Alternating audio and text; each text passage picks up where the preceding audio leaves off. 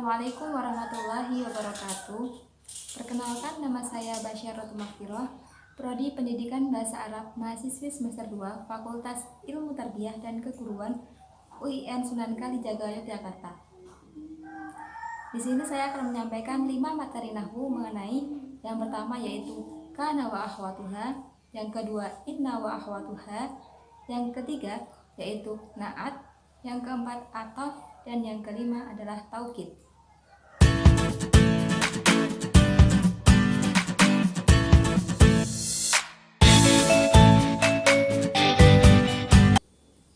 Nah, pembahasan yang pertama yaitu mengenai kana wa akhwatuha. Kana wa akhwatuha merupakan salah satu amil yang masuk pada susunan mubtada dan khobar. Adapun kana, apabila masuk dalam susunan mubtada, maka mubtada tersebut berubah menjadi isim kana dan i'rabnya tetap rufa. Nah, adapun khobar, apabila dimasuki kana wa akhwatuha, maka namanya berubah menjadi khobar kana dan i'rabnya berubah menjadi nasab. Mengapa demikian? Karena fungsi atau amal kana wa akhwatuha yaitu wa amma kana wa akhwatuha tarfa'ul isma wa tansibul khobar, yang artinya bahwa kana dan teman-temannya itu merafa'kan isim dan menasabkan khobar. Adapun contoh penerapannya dalam kalimat seperti halnya contoh kanallahu ghafurur rahimah. Lafaz Allah di sini berperan sebagai isim kana yang beri'rab rafa. Nah, adapun kata ghafuron merupakan khobar kana yang beri'rab nasab.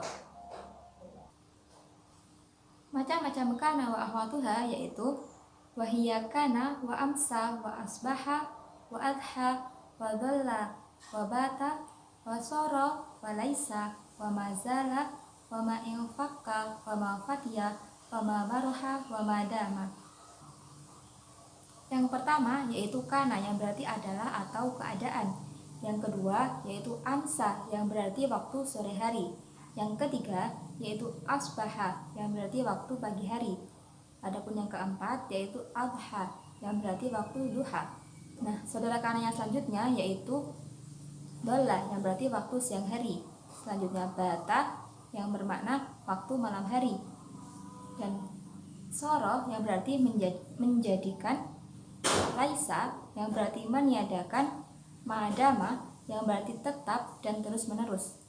Nah, adapun saudara kana mazala, ma infaqqa, wa ma fatiya, wa ma baroha memiliki makna yang sama, yaitu tidak terputus-putus.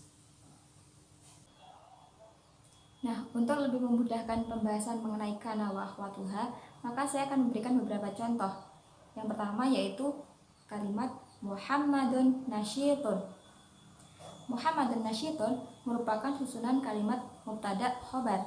Nah, apabila kalimat tersebut kemasukan dengan kana, maka menjadi kana Muhammadun nasyitun. Kata Muhammadun yang awalnya berkedudukan sebagai mubtada, nah apabila sudah kemasukan kana, maka kedudukannya berubah menjadi isim kana. Adapun nasyitun yang awalnya berkedudukan sebagai khobar, apabila kemasukan kana, maka berubah menjadi khobar kana dan berubah i'rabnya menjadi nasab. Seperti halnya fungsi kana yaitu tarfa'ul isma wa tansibul khobar.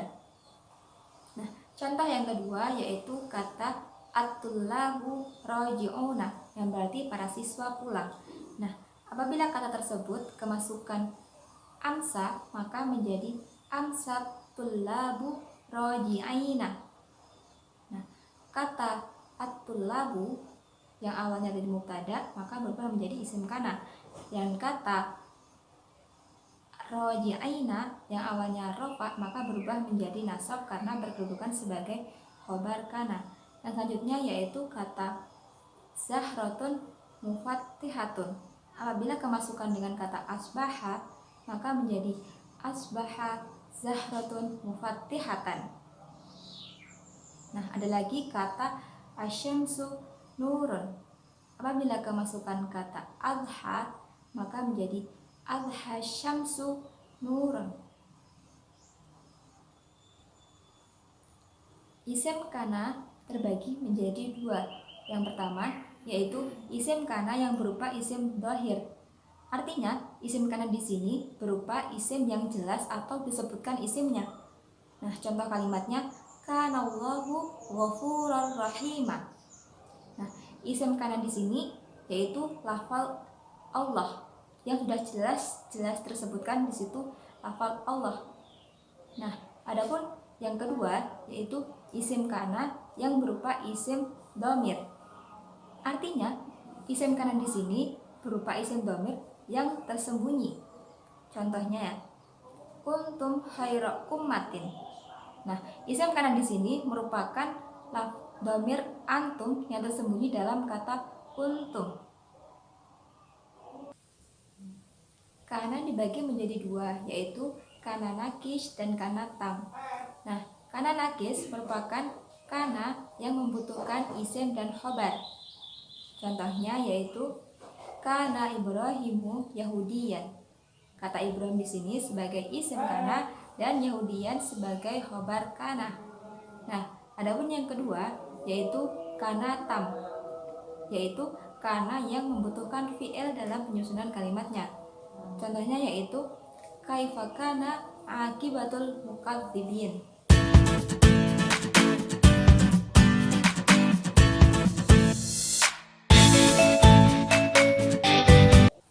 Nah, sekarang masuk pada pembahasan yang kedua, yaitu mengenai inna wa akhwatuha. Inna wa akhwatuha merupakan sekelompok harf yang mendahului isim. Apabila jumlah ismiyah kemasukan inna wa akhwatuha, maka menyebabkan mubtada'nya menjadi isim inna yang beri'rab nasab dan khobarnya menjadi khobar inna beri'rab rafa. Sebagaimana amal dari inna, yaitu wa amma inna wa akhwatuha fa innaha tansibul isma wa tarfa'ul khobar wa hiya inna walakinna wa ka'anna walaita wala'alla. Wa ma'ana inna wa inna littaukid walakinna lil istidrak wa ka'anna littashbih walaita littamanni wala'alla littaraji wa tawakku. Yang artinya bahwa inna dan saudara-saudaranya beramal untuk menasabkan isim dan merofakkan khobar, yang mana inna dan saudara-saudaranya diantaranya yaitu inna, anna, ka'anna, lakinna, la'alla, dan laita. Yang pertama yaitu inna yang bermakna sesungguhnya. Inna memiliki faedah litaukid atau penguatan. Di sini berfungsi untuk penegasan huruf atau mengokohkan dalam pembicaraan. Contohnya yaitu innallaha ala kulli syai'in qadirun. Lafaz Allah di sini berfungsi sebagai isim inna yang beri'rab nasab. Nah, adapun lafaz qadirun di sini berkedudukan sebagai khobar inna yang beri'rab rafa. Yang kedua yaitu anna yang berarti bahwa. Anna memiliki faedah yang sama dengan inna, yaitu litaukid yang berfungsi untuk menegaskan huruf atau mengokohkan dalam pembicaraan. Contohnya yaitu sami'tu annal mudarrisa maridun. Saya mendengar bahwa guru itu sakit. Nah, kata al-mudarrisa di sini berkedudukan sebagai isim anna dan kata maridun berkedudukan sebagai khobar anna. Nah, yang ketiga yaitu ka'anna yang berarti seakan-akan. Lafal ka'anna memiliki faedah litashbih atau penyerumpamaan. Contohnya yaitu ka'anna wajhaka badrun. Seakan-akan wajahmu itu bulan purnama. Kata wajhaka di sini berkedudukan sebagai isim dari ka'anna dan kata badrun berkedudukan sebagai khobarnya ka'anna. Yang keempat yaitu lakinna yang berarti akan tetapi. Lakinna memiliki faedah lil istidrak, yaitu untuk menyangkal. Contohnya yaitu huwa alimun lakinnahu ghairu amilin. Dia pandai akan tetapi tidak mengamalkan ilmunya. Nah, yang kelima yaitu laita yang bermakna seandainya. Kata laita memiliki faedah litamani atau berandai-andai. Contohnya yaitu laita syaba ya'udu yauman. Seandainya waktu itu bisa kembali. Yang terakhir yaitu la'alla, yang berarti semoga atau agar. La'alla memiliki dua faedah, yaitu litaroji dan litawaqu. Litaroji yaitu mengharapkan sesuatu yang kemungkinan akan terjadi, sedangkan litawaqu yaitu mengharapkan sesuatu yang benar-benar akan terjadi. Contohnya, la'alla aliyun najihun, yang berarti semoga Ali sukses.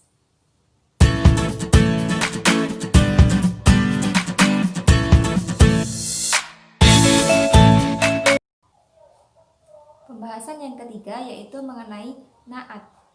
Na'at dalam bahasa Indonesia disebut dengan kata sifat. Jika ada sifat, pasti ada yang disifati. Nah, yang disifati inilah yang dinamakan dengan man'ut. Adapun pengertian na'at dalam bahasa Arab yaitu an-na'tu tabi'un lil man'ut fi raf'ihi wa nasbihi wa hifdhihi wa ta'rifihi wa tangkirihi. Na'at adalah isim atau tabi yang mengikuti man'utnya dalam hal i'rab, ma'rifat maupun nakirahnya. Contohnya yaitu at-tufahu fakihatun ladzizatun. Apel adalah buah yang manis. Nah, kata fakihatun di sini sebagai man'ut dan kata ladzizatun berkedudukan sebagai na'at yang mensifati man'utnya. Kata ladzizatun dan kata fakihatun di sini sama-sama mu'annas, sama-sama mufrad, sama-sama nakirah dan sama-sama beri'rab rafa. Na'at dibagi menjadi dua, yaitu na'at hakiki dan na'at sababi. Na'at hakiki yaitu na'at yang menjelaskan sifat dari man'utnya atau matbu'nya. Contoh, Ja'a Zaidul Karim, telah datang Zaid yang mulia. Kata Al-Karim di sini berkedudukan sebagai na'at yang menjelaskan man'utnya, yaitu Zaid. Nah, adapun yang kedua yaitu na'at sababi. Na'at sababi adalah na'at yang menjelaskan salah satu sifat dari kata setelahnya yang masih ada hubungannya dengan man'utnya. Contohnya, Ja'a Zaidul Karimu abuhu, telah datang bapaknya Zaid yang mulia. Nah, kata Al-Karim di sini tidak menjelaskan kepada Zaid, akan tetapi menjelaskan kepada kata abuhu yang masih ada hubungannya dengan Zaid, sehingga diartikan telah datang bapaknya Zaid yang mulia. Dalam bahasa Arab, na'at memiliki beberapa ketentuan. Yang pertama yaitu na'at harus mengikuti man'utnya dari segi ta'in atau kejelasannya, yaitu ma'rifatnya maupun nakirah. Contohnya yaitu raja'at talibul mahiru, telah pulang seorang siswa yang pandai. Jadi kata at-talibu dan kata al-mahir di sini sama-sama ma'rifat, yaitu ditandai dengan al. Nah, contoh yang nakirah yaitu roja'a talibun mahirun, telah pulang seorang siswa yang pandai. Nah, ketentuan yang kedua yaitu na'at harus mengikuti man'utnya dari segi adat atau jumlahnya, baik dari segi mufradnya maupun tasniyah maupun jamaknya. Contoh yang mufrad yaitu raja'at talibul mahir, telah pulang seorang siswa yang pandai. Nah, contoh yang tasniyah yaitu raja'at talibani mahironi, telah pulang dua orang siswa yang pandai. Adapun contoh yang jamak yaitu raja'at tullabu mahirun, telah pulang para siswa yang pandai.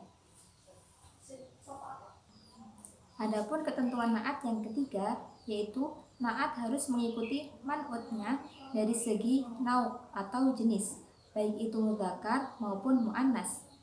Contohnya yaitu Roja'a thalibun mahirun. Telah datang seorang siswa laki-laki yang pandai. Di sini sama-sama mudzakkar, yaitu thalibun dan mahirun. Nah, adapun contoh dari naat man'ut yang muannas yaitu raja'a thalibatun mahiratun. Telah pulang seorang siswi perempuan yang pandai. Di sini kata thalibatun dan kata mahiratun sama-sama muannas ditandai dengan tak marbutoh. Nah, adapun ketentuan naat man'ut yang terakhir yaitu naat harus mengikuti man'utnya dari segi i'rabnya, baik rofa, nasab maupun jar.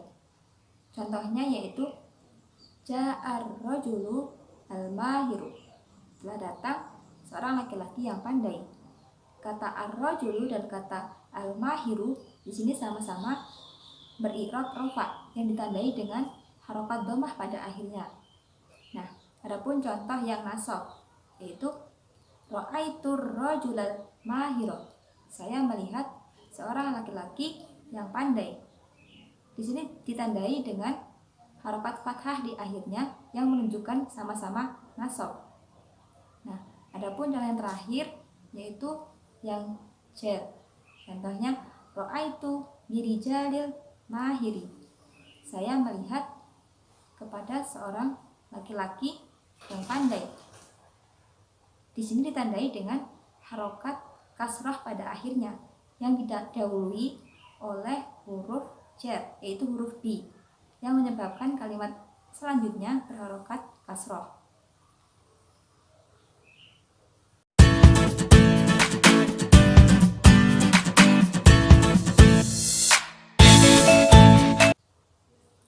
Pembahasan yang selanjutnya yaitu mengenai atof.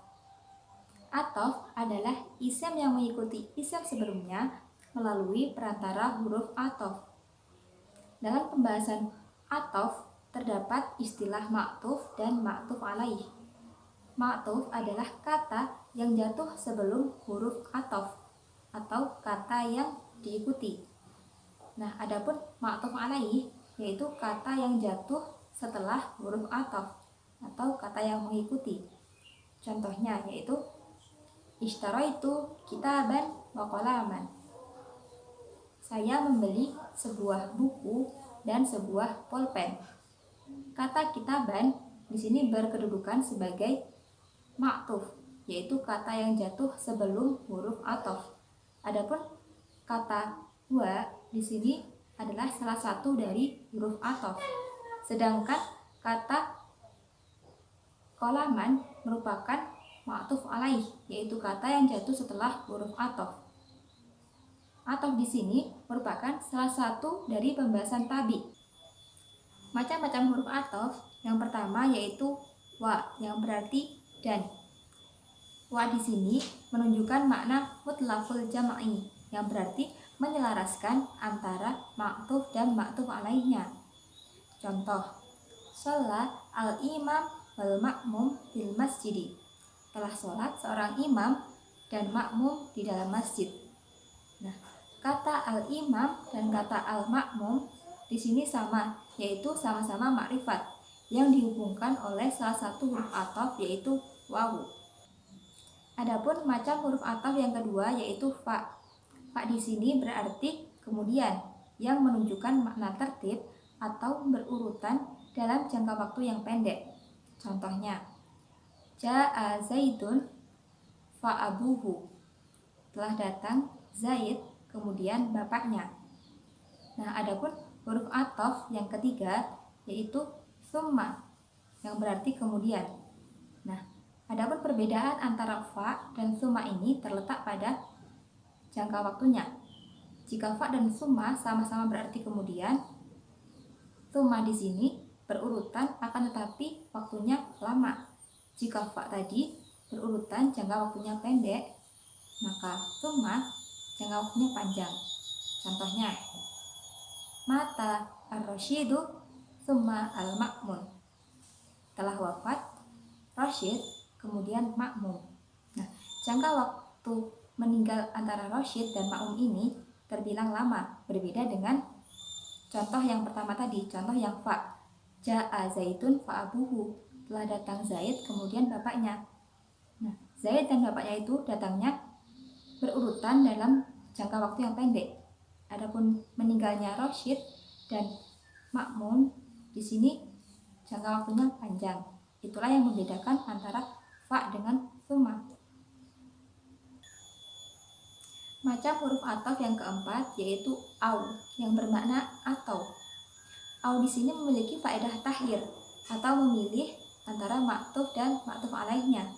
Contoh, Iqra'il jaridata awil majallata, membaca koran atau majalah. Nah, di sini memilih antara maktuf dan maktuf alaihnya, yaitu memilih membaca koran atau membaca majalah. Nah, macam huruf ataf yang selanjutnya yaitu am, yakni atau. Am di sini memiliki faedah ta'yin atau menentukan antara maktuf dan maktuf alaih. Biasanya diawali dengan hamzah istifham atau hamzah yang menunjukkan pertanyaan. Contoh, A'ahuka Ahmad am Mahmud? Apakah saudaramu itu Ahmad atau Mahmud? Nah, di sini kan ditentukan saudaramu itu Ahmad atau Mahmud. Yang selanjutnya yaitu adalah huruf ataf la yang berarti bukan. La di sini memiliki faedah menafikan maktuf alaihnya. Contoh, yang jahul mujtahidu lal kaslan. Orang yang bersungguh-sungguh akan sukses, bukan orang-orang yang malas. Maksudnya di sini yaitu orang yang akan sukses itu adalah orang-orang yang bersungguh-sungguh, bukannya orang yang malas. Orang yang malas tidak akan pernah sukses. Nah, adapun huruf ataf yang selanjutnya yaitu lakinna yang berarti melainkan atau tetapi. Lakinna di sini memiliki faedah yang kebalikan dari la. Jika la tadi adalah menafikan maktuf alaih, maka lakinna di sini adalah menafikan maktufnya. Contoh, ma qara'tu darsa lakinnil Qur'an. Saya tidak membaca pelajaran, akan tetapi saya membaca Al-Qur'an. Nah, di sini lakinna menafikan maktufnya yaitu ad-darsa dan mengadakan maktuf alaihnya yaitu Al-Qur'an. Di sini lakinna menjelaskan bahwa saya tidak membaca pelajaran, akan tetapi saya membaca Al-Qur'an. Huruf ataf yang selanjutnya yaitu adalah bal. Bal di sini memiliki dua makna, yaitu bisa diartikan dengan tetapi, juga bisa diartikan dengan bahkan. Bal apabila didahului dengan fi'il amr atau kalimat yang positif, maka dia diartikan dengan bahkan. Nah, apabila didahului dengan huruf nahi atau nafi, maka dia diartikan dengan tetapi. Contohnya, la tusahibil kaslan balil mujtahidu. Janganlah kamu berteman dengan orang-orang yang malas, akan tetapi bertemanlah dengan orang-orang yang bersungguh-sungguh. Nah, bal di sini diartikan tetapi karena dia didahului oleh huruf nahi atau nafi, yaitu la di awal tadi. Nah, adapun contoh yang kedua yaitu kita jelis hadian bal masuriyan. Hendaklah kamu duduk bahkan mendengarkan. Nah, bal di sini diartikan bahkan karena dia didahului dengan fi'il amr di awal tadi. Nah, huruf ataf yang terakhir yaitu hatta yang bermakna hingga atau sampai. Nah, hatta di sini syaratnya yaitu maktuf alaih harus merupakan bagian dari maktuf. Contohnya, raqibtu kullal wasail hatta at-tayyarah. Saya menaiki semua transportasi hingga sampai pada pesawat. Nah, pesawat di sini dia merupakan maktuf alaih. dan al-wasail merupakan ma'tufnya. Nah, tadi kan syarat dari hatta itu ma'tuf alaihnya merupakan bagian dari ma'tuf. Nah, di sini pesawat atau at-tayyarah itu merupakan bagian dari al-wasail atau bagian dari transportasi. Transportasi kan macam-macam. Ada mobil, taksi, kereta, bahkan pesawat. Nah, jadi pesawat di sini merupakan bagian dari ma'tufnya, yaitu al-wasail atau transportasi. Ataf secara umum dibagi menjadi dua, yaitu ataf nasab dan ataf bayan. Yang pertama yaitu ataf nasab. Ataf nasab merupakan tabi yang diantara dia dan matbu'nya terdapat salah satu dari huruf ataf. Contoh, hadara Aliyun wa Ahmad. Telah datang Ali dan Ahmad. Nah, dari sini juga bisa dikatakan bahwa ataf nasab adalah ataf pada umumnya, yang mana antara dua kata terdapat atau dihubungkan dengan salah satu dari huruf ataf. Adapun yang kedua yaitu ataf bayan. Ataf bayan adalah isim yang hampir mirip dengan na'at dalam hal menjelaskan kesamaran matbu'nya ketika matbu'nya tersebut ma'rifat dan mentahsiskan matbu'nya ketika matbu'nya tersebut adalah nakirah. Contoh, an-nasyitu Khalidun Shodiqu Ahmad. Yang rajin itu Khalid adalah temannya Ahmad. Nah, di sini Khalid dia dijelaskan lagi dengan kalimat Shodiqu Ahmad, yang mana Khalid itu adalah temannya Ahmad. Nah, inilah yang dinamakan dengan ataf bayan.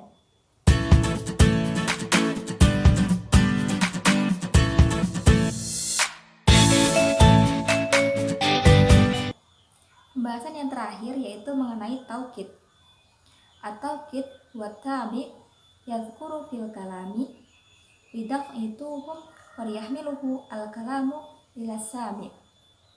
Taukid adalah sesuatu yang mengikuti di dalam sebuah kalimat untuk menghindari dari prasangka atau hayalan yang muncul dari pembaca atau pendengar diakibatkan oleh kalimat tersebut. Atau secara sederhananya taukid dapat dimaknai dengan at-taukid wa tabi' fi raf'ihi wa nasbihi wa hifzihi wa ta'rifihi. Taukid adalah kata yang mengikuti dalam hal rafa, nasab, khafat maupun kemakrifatannya. Contoh, hadara Ahmadu nafsahu. Telah datang Ahmad sendirian.